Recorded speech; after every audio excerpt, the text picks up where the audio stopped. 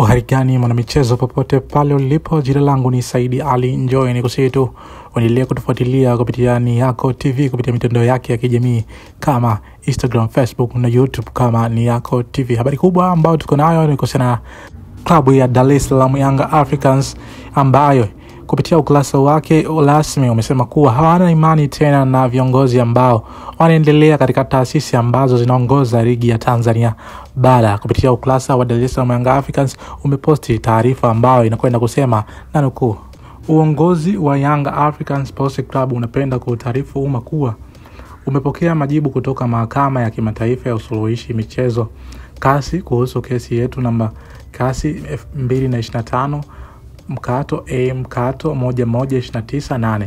CAS imeelekeza Young African Sports Club kurudi kwanza kwenye kamati za ndani za soka ili kushughulikia kesi yetu kabla ya kurudi kwao kwa ajili ya hatua za rufaa.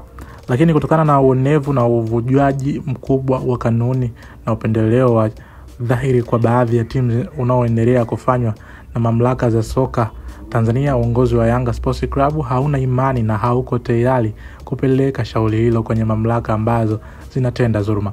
Aidha, uongozi wa klabu wa Young Africans unapenda kujulisha umma kuwa msimamo wa klabu yetu juu ya mchezo namba 184 wa ligi kuu ya msimu huu uko pale pale kuwa hatutashiriki kwenye mchezo huo kwa namna yoyote ile.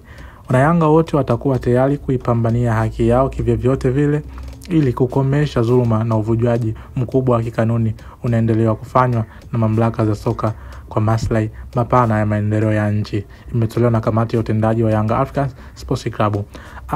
Kama unavyoendelea kusomea mtazamaji wa Ni Yako TV, hivyo ndivyo ambavyo klabu ya Young Africans imeendelea kuweka mgomo wao dhidi ya mechi ya dabi ambayo ilitakiwa ichezwe lakini imeshindwa kuchezwa kutokana na mambo mbalimbali ama sababu mbalimbali zilizojitokeza.